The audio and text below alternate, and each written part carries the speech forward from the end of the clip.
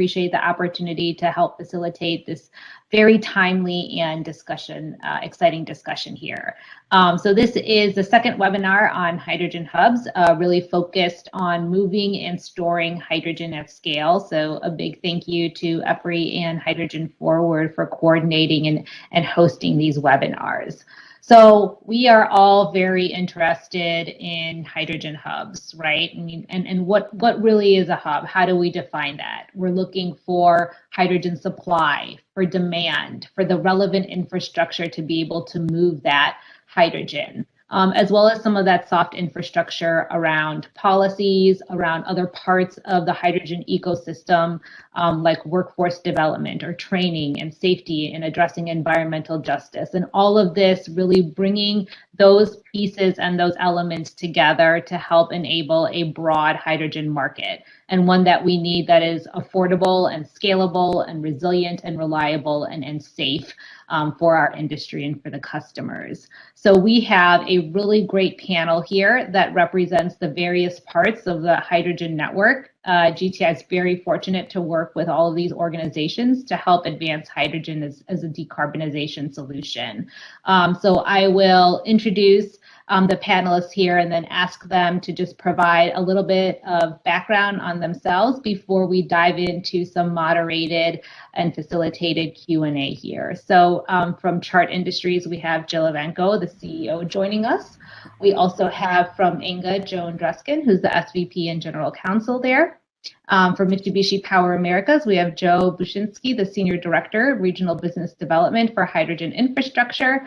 And then also we have Yuri Friedman from SoCalGas joining us as well. So why don't I kick it over to Jill, and if you could provide a brief intro on yourself, that would be great.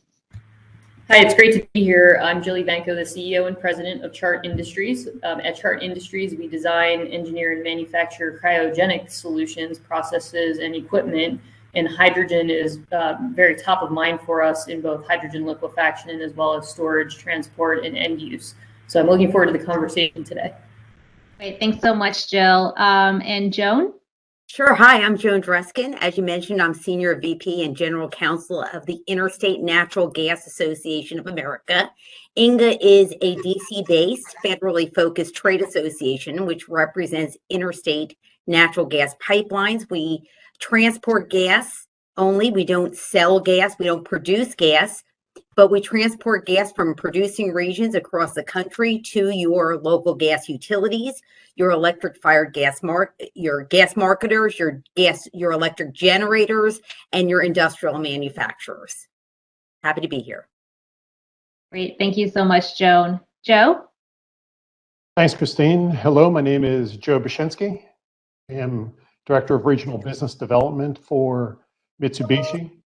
Mitsubishi, as many of you know, is OEM for gas turbines for the power industry, and I'm very excited to share some of Mitsubishi's experiences in development of hydrogen hubs. Wonderful, thanks, Joe. And finally, Yuri. Hello, my name is Yuri Friedman. I'm a Senior Director of Business Development at Southern California Gas Company, or SoCalGas. SoCalGas is the largest U.S. gas utility with a very large and diverse footprint and very significant decarbonization ambitions. And at SoCalGas, I run the portfolio of low carbon infrastructure projects and development, as well as oversee research, development, and demonstration portfolio of the company. Excited to be here.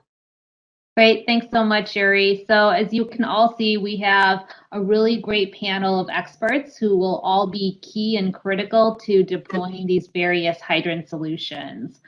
So why don't we just go ahead and get started? So, really as we start to explore the opportunities around hydrogen, many people see the potential for a global hydrogen economy, really a global market.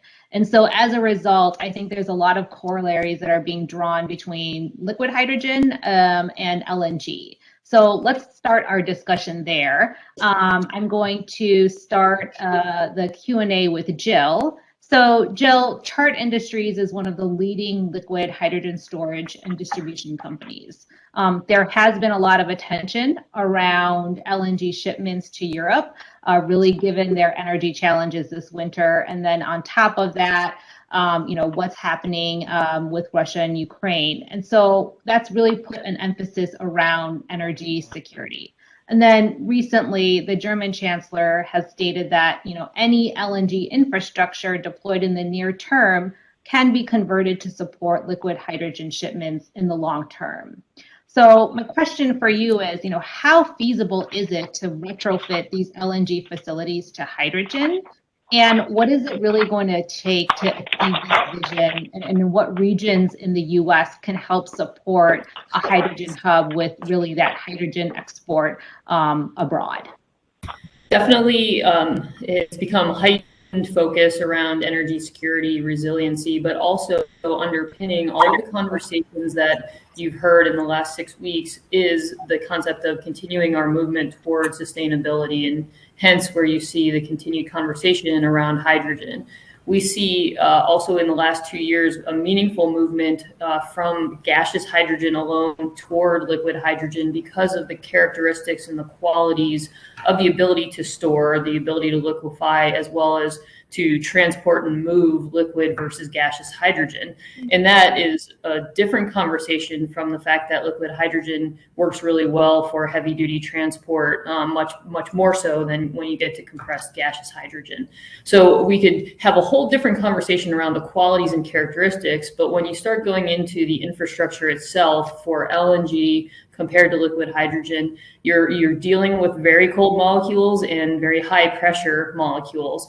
They do have different characteristics when it comes to metallurgy and the handling of it. And so when you're thinking about, for example, a small scale LNG facility being hydrogen ready, which we hear more and more about, and we heard that even before the Ukraine-Russia conflict, that operators are thinking, how to do what I need to do today for the cost effective and scaled LNG world, but have it be where I don't have to rip out my infrastructure in 10 years. And there's ways that you can do that. And I would say the most thoughtful approach to this is designing in the capability for interchanging vessels, for example, ISO containers, where you're storing or transporting or moving the molecule. So thinking of the metallurgy and the interconnection points of engineering in these builds is really important. It will cost a little bit more money to accommodate liquid hydrogen in an LNG location, but that also over the course of time goes to the ability to utilize existing infrastructure. So maybe just to build on that a little bit, you talked about maybe some of the barriers that need to be addressed to really make this feasible. Do you see that investment happening directly from some of the operators, or do you see opportunities for, kind of on the research angle to help advance those technologies to drive down the cost? Both. So we are seeing both public and private sector investment right now. There's a lot of private sector capital dollars flowing into the hydrogen economy. And that's a good thing for kickstarting and getting from what I'd call demonstration or siloed projects to a more interconnected network, which is really necessary to address cost and scale. We're also seeing numerous countries with hydrogen strategies at different points in the evolution of how they're providing stimulus money or tax or credit programs. At the end of the day, though, and in a fairly quick manner, i.e. 3 to 5 type of years, we need to see a self-sustaining economy. And again, that's going to return to how the private sector builds this out and deals with what is currently available and what innovations need to happen to get there. If the other panelists have any comments or input that you want to provide, please feel free to jump in. And kind of staying with the theme of infrastructure, maybe we can transition a little bit to talk about some of the pipeline infrastructure that we have that's going to be critical to building out a national hydrogen network. So, Joan, the FERC has reopened the comment period for its natural gas pipeline policy statements. Can you talk about maybe some of the implications that, these natural gas pipeline policy statements have really on the build out of hydrogen distribution infrastructure in the future, and maybe specifically talk to the potential for hydrogen pipelines and how this is relevant to the broader hydrogen industry? Sure, Christine, thanks. The quick answer is they're not relevant. When FERC updated its policy for determining whether an interstate natural gas pipeline is in the public convenience and necessity, the standard under the Natural Gas Act, under Section 7, it never really thought about hydrogen pipelines. In fact, it's only about natural gas pipelines. And FERC is not clear or sure that hydrogen is a natural gas. FERC is not sure that it has jurisdiction over pure hydrogen pipelines. In fact, Chairman Glick responded, I think I have it right here, in October to a New Mexico senator, where he stopped short of saying that FERC had jurisdiction over pure hydrogen pipelines. Now, assuming FERC did have jurisdiction, which, as I mentioned, it might not, maybe not, probably not, then that policy statement, which is now subject to review, does offer insight into how FERC would determine whether a proposal is needed. But those big issues are, does FERC even have jurisdiction? We know that FERC has jurisdiction over the blending of hydrogen into the natural gas stream. We'll talk about that later. But it also has not answered to date at what point is there so much blending that is no longer a blended natural gas pipeline, but it becomes a hydrogen pipeline. So those are the two quick answers.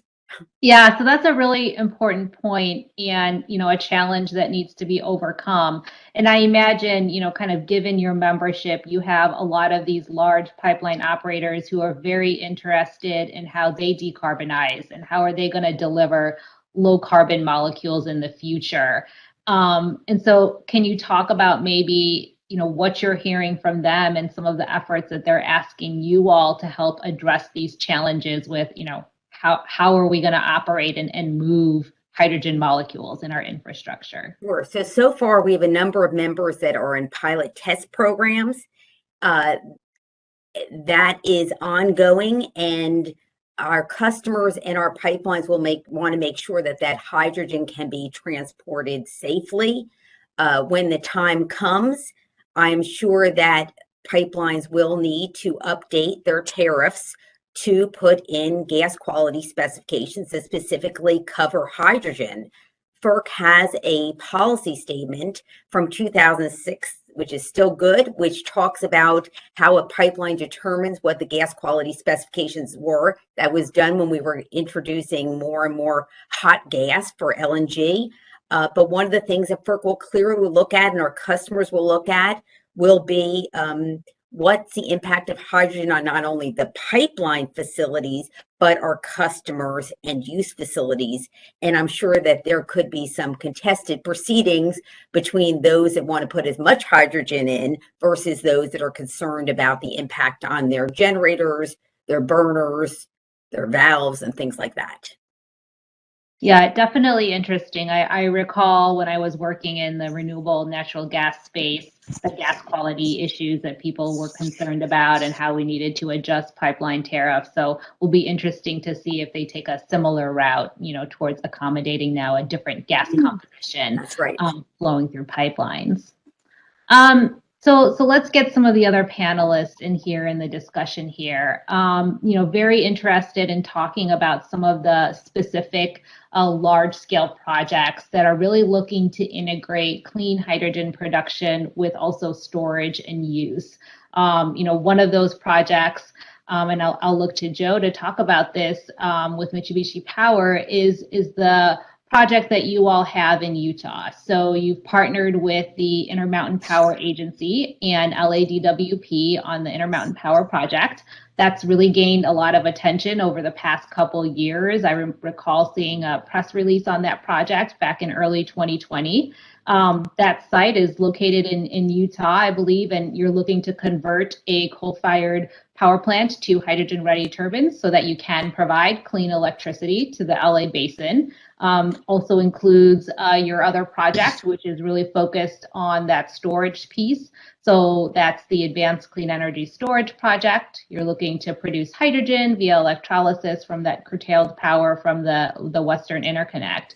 And I understand, I think also looking at large scale subsurface storage of hydrogen in salt caverns. So really interested in how similar projects really around the US like these can be leveraged in the development of, DOE's regional hydrogen hubs opportunity. How much hydrogen, for example, in your project with the ACES facility can you store? What other regions in the US can leverage maybe similar geologic formations like salt caverns really at scale to support these hub efforts? Great questions. Thanks, Christine. First of all, Mitsubishi is very excited to execute on the IPP and ACES project. However, we're not stopping there. Mitsubishi has recently created and announced a new hydrogen infrastructure team led by Mike Ducker, who actually championed the IPP ACES project. So as Mitsubishi will continue to develop clean hydrogen hubs similar to IPP or similar to the ACES project around the country, consistent with the DOE concept. Some hubs may be driven by the power sector, similar to IPP, in long duration power storage and utilizing curtailed energy to generate the green hydrogen via electrolysis. Other hubs are going to be driven by transportation and industrial sectors. So it really depends on the ultimate offtake and need for hydrogen in that area.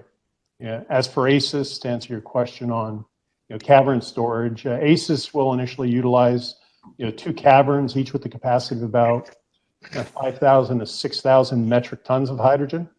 So a lot of hydrogen being stored there. To give you a feel for the Delta Utah domal salt or salt formation, that has enough room for up to 100 caverns of this size. So a significant amount of hydrogen storage potential in Delta Utah.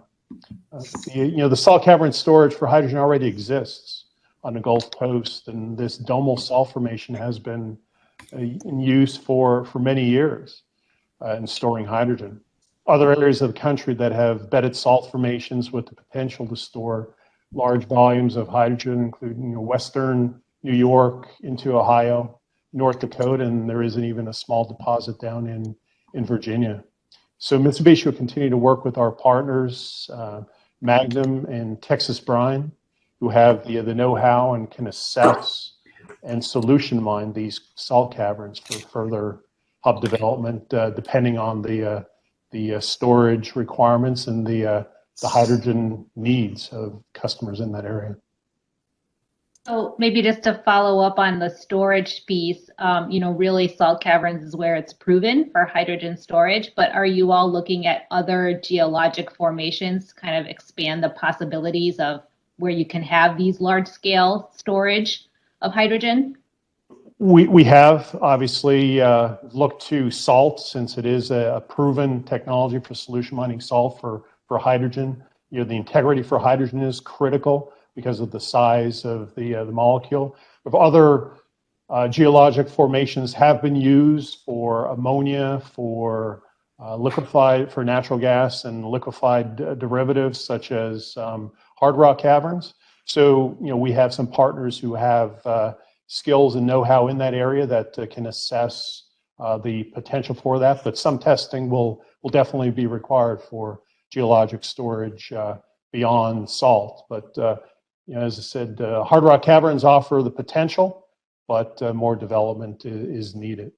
And then depending on your ultimate storage requirements, again, driven by your offtake customers, there are potential to pack hydrogen pipelines and also to utilize underground hydrogen silos for storage. But the latter two offer much less storage potential than geologic formations as you would expect.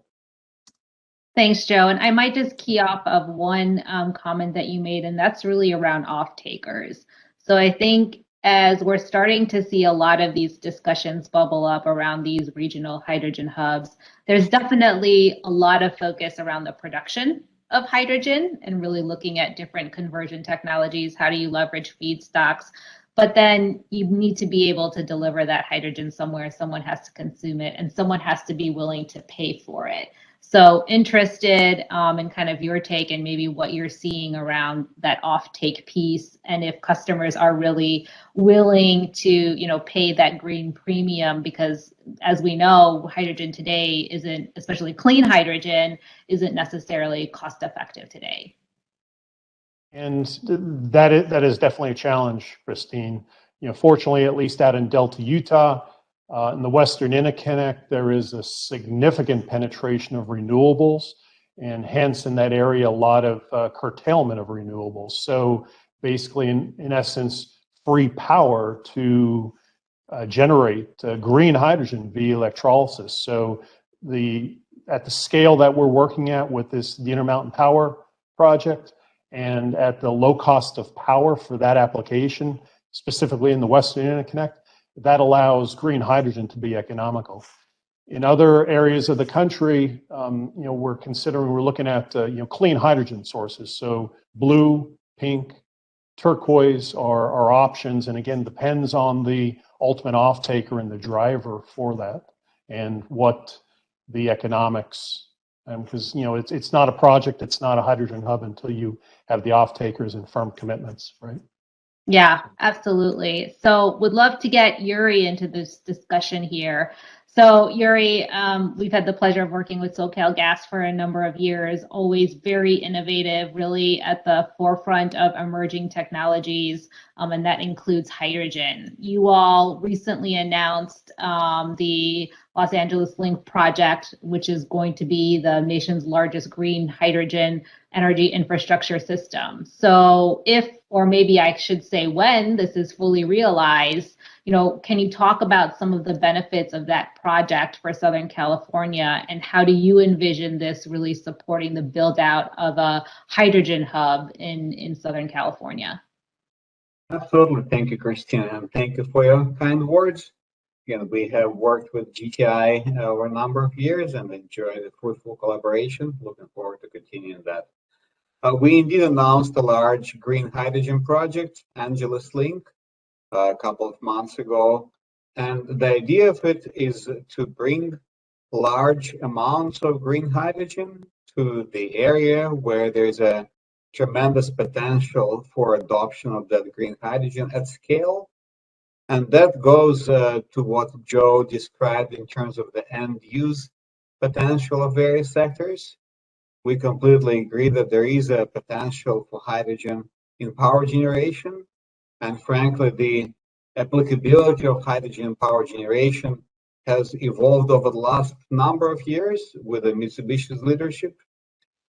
We also believe that in the Los Angeles metropolitan area, there's a tremendous potential to deploy hydrogen in transportation, especially in heavy-duty transportation, because of course we have the largest port in the nation with a tremendous amount of trucks hauling containers from this port. And the last, but definitely not the least, we also believe that a very attractive sector for hydrogen adoption is industrial heat, where multiple industrial processes cannot be effectively decarbonized with electrons. They require molecular forms of energy, and that in our mind is why the potential of hydrogen adoption in Los Angeles area is so vast. And from there, I think there's a very quick conclusion that if you really want to deliver large amounts of energy in a low cost and reliable and safe fashion, a pipeline is a solution of choice, which is why we are embarking right now on the process to investigate various options, various scenarios on the supply side, on the demand side, and ultimately to determine what configuration makes the most sense for California, But there's no doubt in my mind that that opportunity is going to be a really meaningful way to move California's decarbonization forward. So I think we can all appreciate that's a very different environment in California. And so when you look at the pressures around environmental issues and kind of looking at climate impacts, do you see that market pull coming from the different end use sectors or the consumers that are wanting hydrogen? Kind of what's the discussion there like? I think the answer is yes, and the answer is yes because the consumers realize that our regulatory and policy environment is, I wouldn't even call it shifting.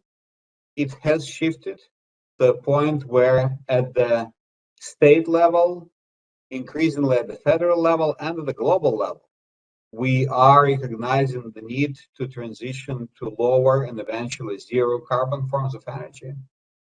That, I think, is what has changed dramatically, gradually, but quite dramatically over the last maybe decade.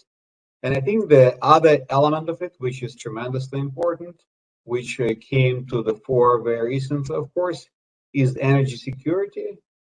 That is something which I'm sure there's not a single person on this call that is not aware of the war raging in Europe and the implications of that for energy security, which is truly a global issue.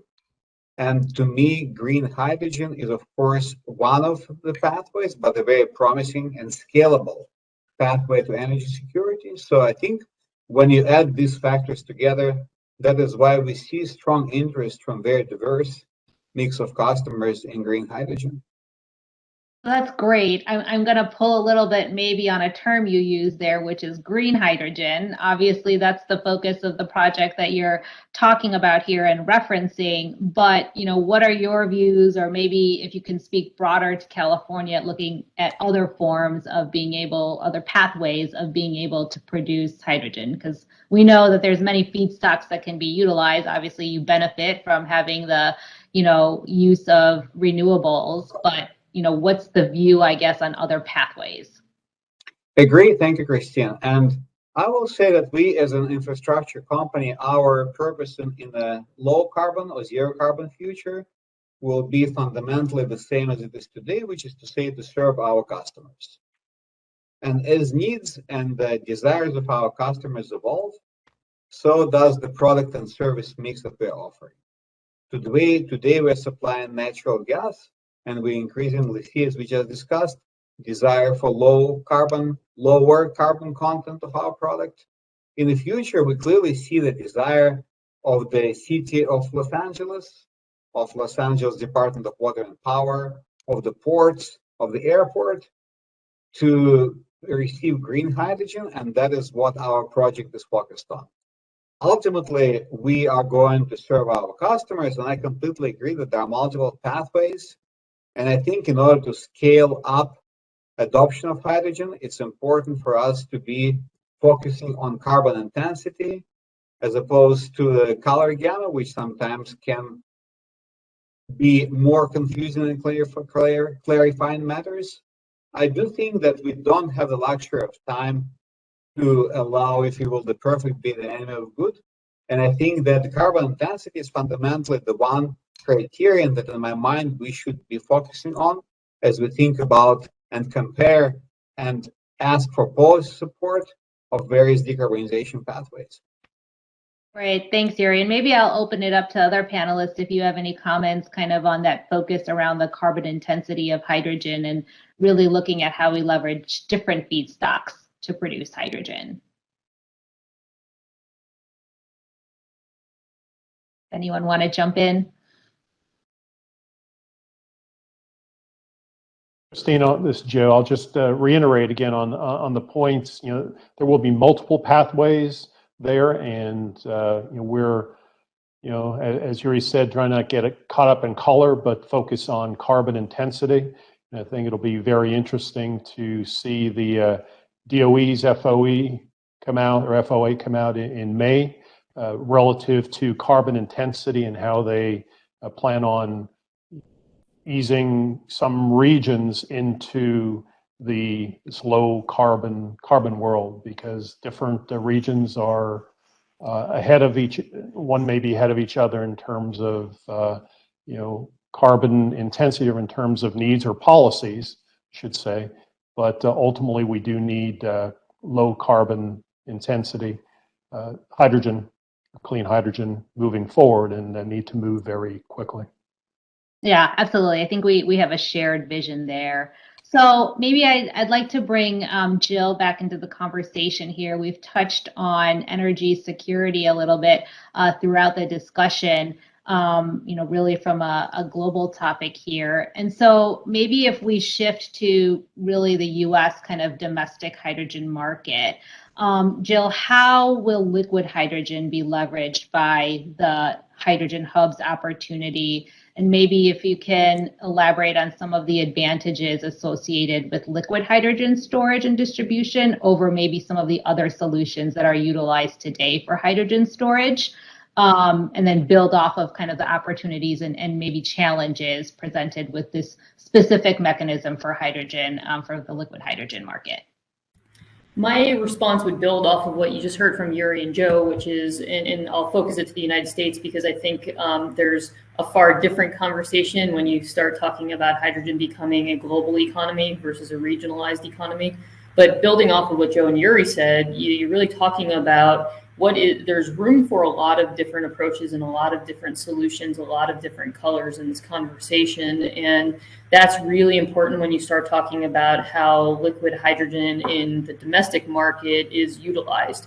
So for example, I would say liquid hydrogen is not the only answer in terms of how to approach the hydrogen economy. And there's certain applications where it just makes no sense. There's other applications where it makes a ton of sense, especially when you're talking about long haul trucking as an example, or storage at either small locations, or when you're talking about really large liquid hydrogen facilities that are further away from the end use. And what I mean by that is, you're talking about storage density. You're able to store liquid hydrogen for a lot more of it in a smaller space. It's easier to pump for many different reasons. And then you have to consider that you can transport it in a way that you don't have as much boil off as you would have on a gaseous side for the transference as well as the storage timing.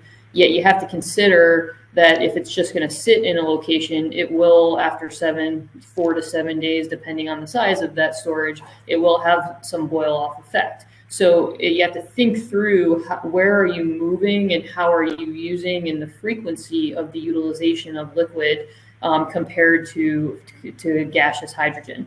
And then there's all kinds of considerations. You get the argument that liquid is more expensive. That is a true statement.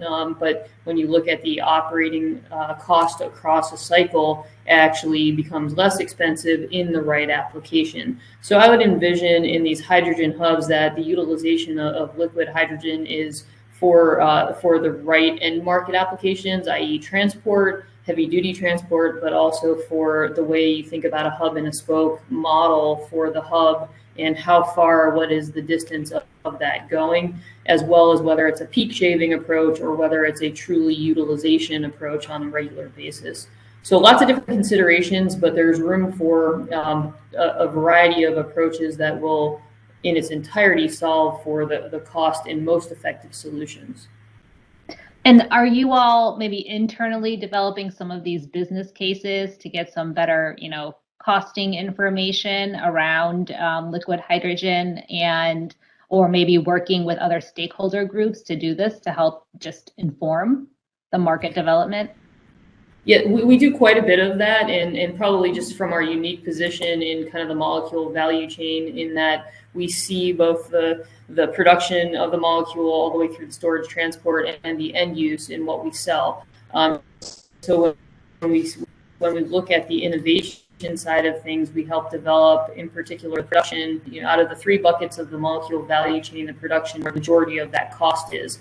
And so what's the right sweet spot? For example, we think that a 30 ton per day action facility makes a lot more sense than a 90 ton per day, because you can string them together, you can do modular approach and so on. So those are the types of things that we're working with our partners and our collaborators on.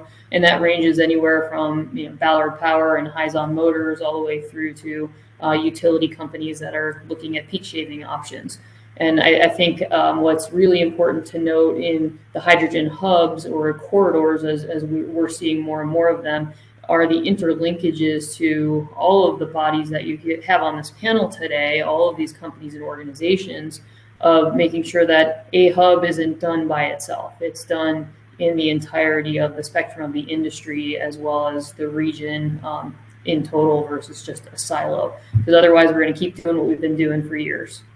Yeah, so I think that's an important point. It's going to take a lot of partnership and collaboration, even when you just look within a hub in a specific region. But then the goal of DOE is really to develop this broader national hydrogen network. So I'm curious, and this question is for all the panelists, obviously you have, different physical assets in different locations geographically, but are you engaging across state lines, across different regions to look at how you connect these hubs together?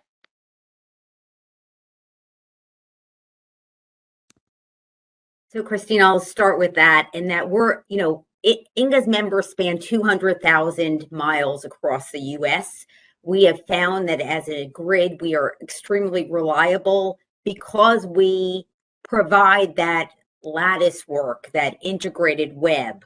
I think the hubs will develop, and then depending upon whether hydrogen is marketable, and I think that is the greatest impediment. Once we get past determining whether we can produce it in scale, are customers going to be willing to buy it? Are they willing to pay whatever prices is a commercial issue?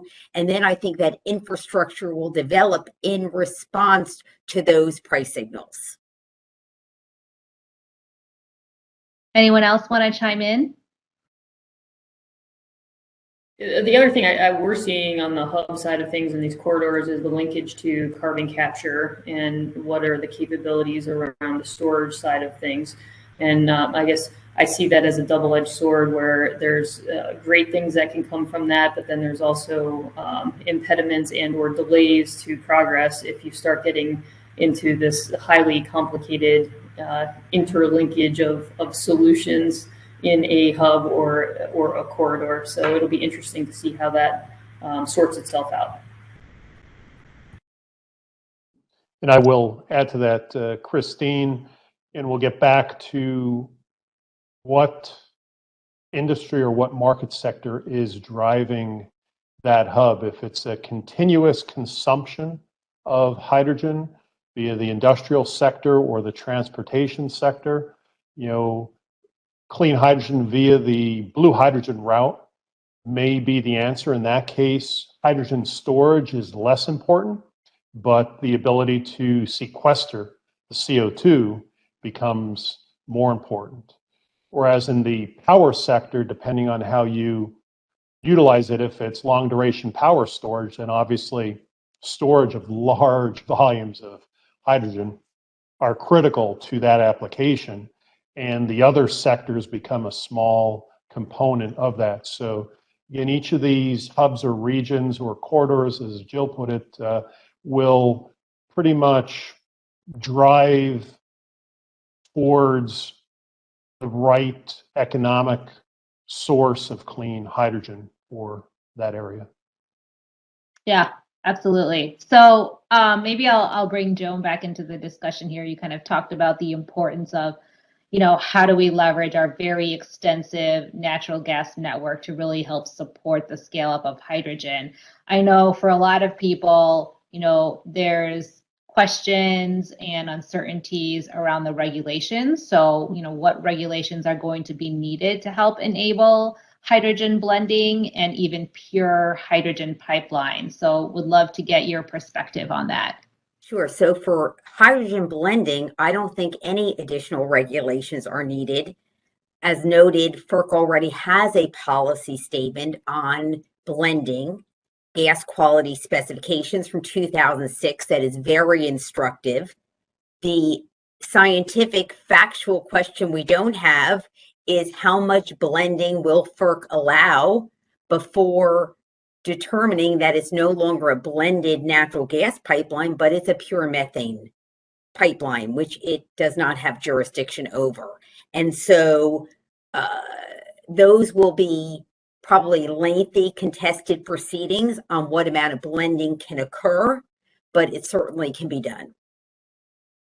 And I guess what specific actions does industry need to take to inform FERC on that? Like, is it validation studies? Is it, specific testing? Can you talk to that? Absolutely. It's very much what we have been discussing to date, and Jill spoke about part of it. You spoke about, Joe spoke about part of it, and that is convincing pipeline customers on the impacts of introducing hydrogens at various levels on heat rates, on the safety of the pipelines, whether it embrittles pipelines after a certain point.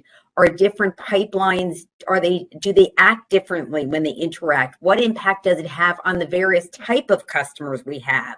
And those are some of the fights we saw before. A gas-fired generator may be able to tolerate something that an industrial might not, that a gas utility might not. Do different regions of the country, does temperature impact it? What does it do to heat rates? All of those kind of issues. The last time FERC did this, it was a very scientifically based review. And are we looking to leverage any of the work that's happening in other countries, or are their pipeline networks just so different that, we're not able to utilize their learnings or information?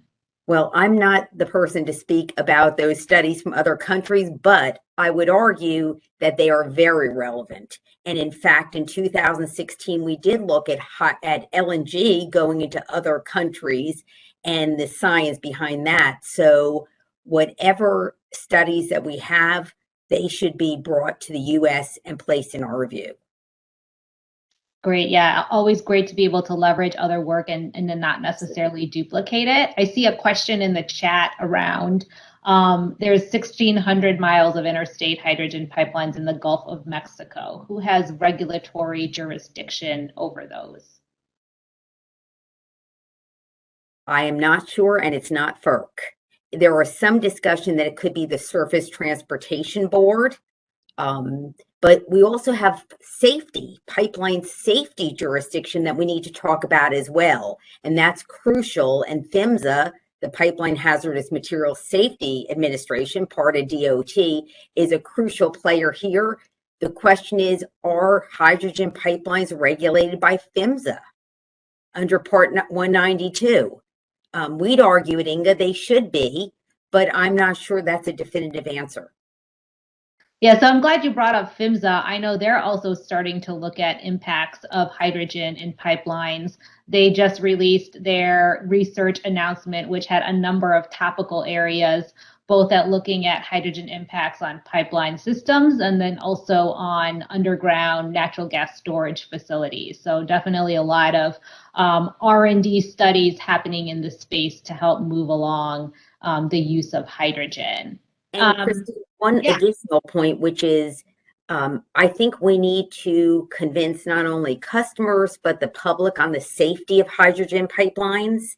They have different impacts than natural gas pipelines potentially. And so we haven't even talked about the ability or the challenges of siting hydrogen pipelines or natural gas pipelines in certain parts of the country. We need the political backing. And if we really do believe, and I do, about energy security and having domestic resources, Yuri mentioned that, then we also at the same time have to have the political backing from this administration and our siting bodies to make it happen. Yeah, so I appreciate you bringing that up, and maybe in the context around these hubs, as we look, it's an infrastructure play here, right? We're wanting to build assets, help create jobs, help address, environmental justice issues. And so a lot of the project is going to be focused on building out these assets, but we know that there's challenges when it comes to kind of the permitting process and, as you said, siting and regulations. So how can we address that in, you know, the period of time that we have for these hydrogen hubs, which is, I think, you know, probably a duration of around 5 years. You know, we can't wait 4.5 years for permitting and regulation. So any thoughts or perspectives on that from everyone on the panel here? Well, I'll start with the most obvious, and that if you are a developer, you have to know who the appropriate permitting bodies are. And first and foremost is what federal regulator cites and authorizes pure hydrogen pipes. That has to be known. And then what other permits must you get? As natural gas pipeline developers, we're very familiar with citing gas pipelines. We know all the permits we need to get, but I think the developers of pure hydrogen have to have that familiarity. And it's not a quick process with environmental impact statements and the full range of environmental reviews. But as you mentioned, hydrogen has a lot of things going for it as a no greenhouse gases. So I'll open it up to the group. Have you thought about the challenges regarding the siting? Maybe I'll chime in more from the equipment side of things. You know, we've been making hydrogen equipment for over 57 years, and every single region that it goes into, whether that's South Korea, whether that's a country in the EU, whether it's the United States, has a different set of requiremements for safety and certifications. And so that's something that's, for us, it's a great competitive advantage, but it's not an advantage for the industry because it creates confusion. And given the potential safety ramifications, as well as the embrittlement discussion that you brought up, it's really important that everybody understands the requirements for certifications for the equipment that go into and around the pipelines themselves. That doesn't even exist today in the United States. So there has to be a starting point for that, as well as some of these other pieces and parts of the pipeline. Thanks, Jill. Yuri or Joe? Yeah, maybe. Thank you, Christian. Maybe I'll make maybe a more general point, and I think that goes to the heart of the issue you brought up, which is a really important issue. I think there is a tension between the environmental goals and ambitions and the reality of putting large infrastructure projects in place, which is largely determined by the permitting processes. That tension is real, and I think it's going to become more exacerbated as these goals are looming larger and as it is increasingly more challenging sometimes to permit these large projects. So what I think we need, I don't have the magic wand to find or a simple solution, but in my mind, the key feature that we will need to develop at the state and at the federal level is what I call a shared sense of urgency. And again, I sadly have to go to Europe to what's happening there for an example. But I think many of you know that Germany is discussing right now building LNG regasification terminals. And they have been talking about the time frame around 3 years. 3 years means that you are going to massively accelerate all the permitting processes because it takes, as most of you I'm sure know, multiples of that number to build this under normal circumstances. So the offshoot of this, it can be done. But the key is to have that alignment between public and private sector at all levels to develop this sense of urgency and to work together toward a commonly desired outcome. And that, I think, is what's going to allow the build out of this infrastructure at scale, which frankly is the must given the ambitions and the goals that we have as states and as a country. Thanks, Jerry. Really great comments there. I don't want to forget about Joe here. Please go ahead and chime in. Sure, I'll add to that point. I think the point that Yuri brought up about the sense of urgency is critical if we're looking at it from a national standpoint and taking that top-down approach. but it's not enough, or it's insurmountable if we just look at it from the top down. It's just unwieldy to try to look at a national pipeline network for hydrogen. I think that's one aspect from a policy and permit standpoint that would be very helpful. But I believe that we're going to grow from local projects. The hydrogen pipeline is going to grow from local projects. For instance, someone in the audience brought up that there is 1,600 miles of pure hydrogen pipeline already in the U.S., primarily in the U.S. Gulf Coast, owned and operated by the industrial gas companies. So if you're looking at a project across anywhere in the U.S., your first thought, if you need to transport hydrogen, would like to do it via pipeline, is going to look for, are there any pure hydrogen pipelines available to leverage, and is there room in there for that usage? If not, your company and Yuri's company has done work on use of existing natural gas pipeline network for hydrogen or hydrogen blends.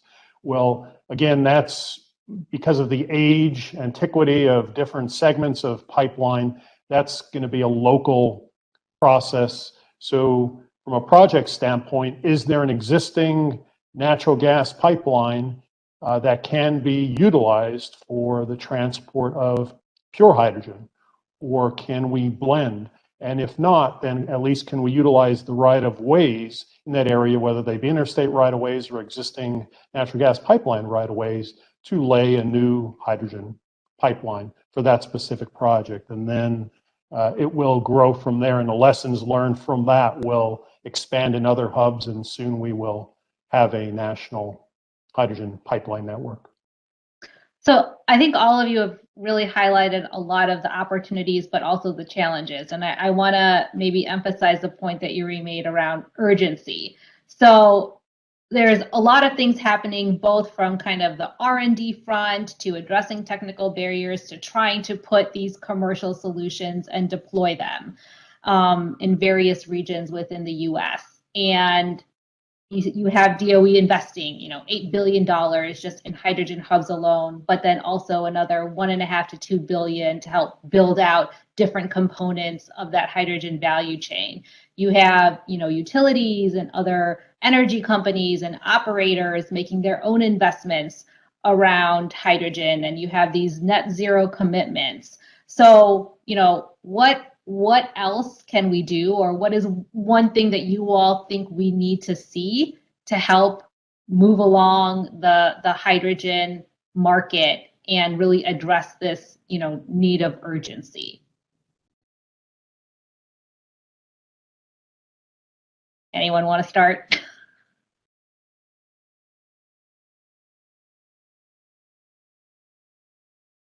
So I'll go full circle as the non-technical one in the group, and that is the interest in hydrogen has to translate into buyers willing to pay those costs, and having hydrogen developed at a commercial size that a power plant can decide, yeah, there's enough of it for me to use to produce power, and that we will want to contract with a pipeline to transport that hydrogen. I guess I'll go next and say that I think whatever mechanisms are being put in place have to consider not just stimulating the supply side, but also the demand side. And so there has to be the desire for the utilization of hydrogen, not just the supply or availability of the molecule.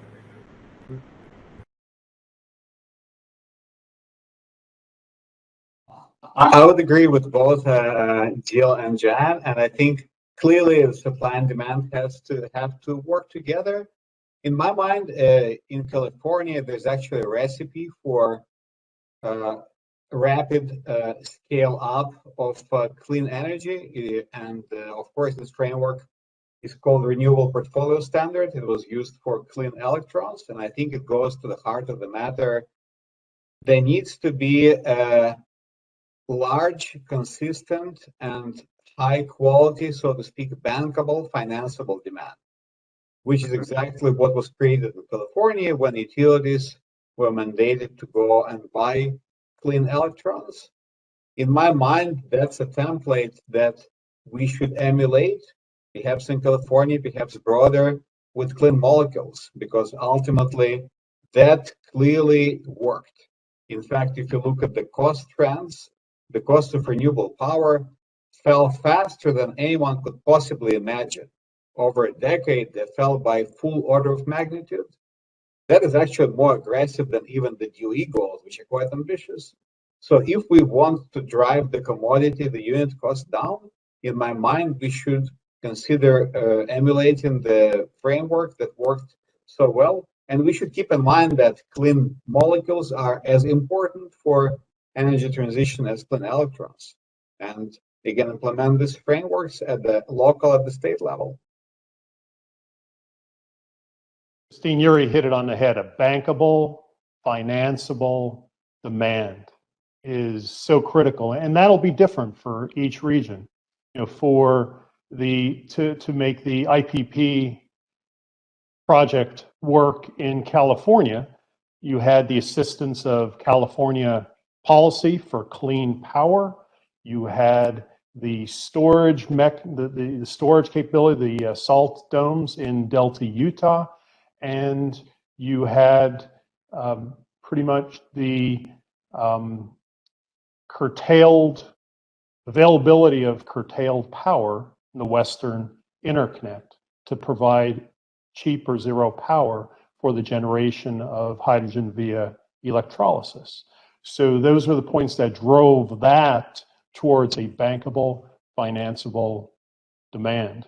Other areas will again be driven by their own needs, but that is so critical. And I think, you know, Mitsubishi is extremely excited about the level of collaboration, not only within the power industry, within the transportation industry, within an industry, but cross sectors. And that collaboration is really what's going to keep this momentum moving and create bankable, financeable demands in each region.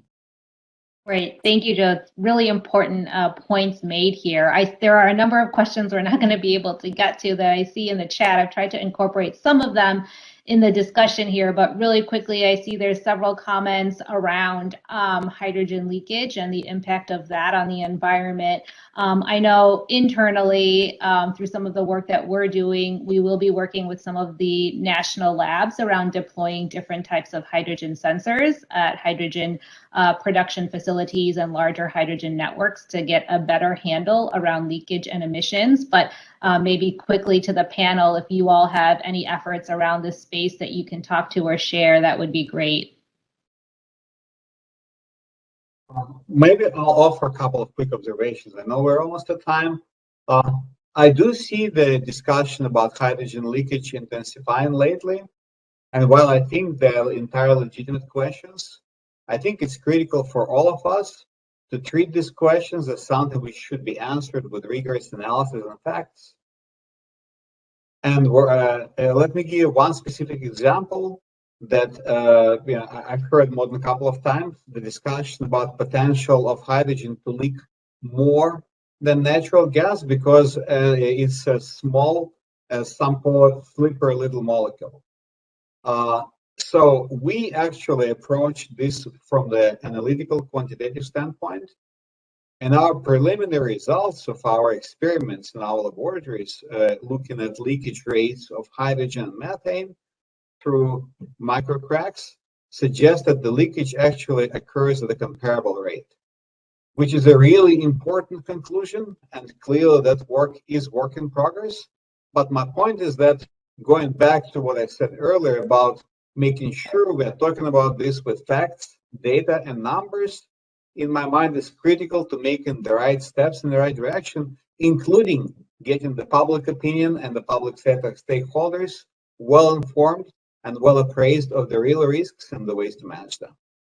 Thanks, Yuri. And I know we're out of time here. I appreciate you bringing that up. I believe actually some of that, I've seen some of that work. I believe some of it is publicly available and published in peer-reviewed journals. So we'll look to share that. And I would just say to the whole panel, thank you so much for this very interesting discussion and really trying to move forward the advancement of these hydrogen hubs. And to those who are participating, thank you again for attending. We'll be in touch to address outstanding questions and follow-up, and also just be on the lookout for the last event in the series on hydrogen hubs, which will talk about the end uses for hydrogen and really rounding out our conversation along this hydrogen supply chain. So thanks, everyone.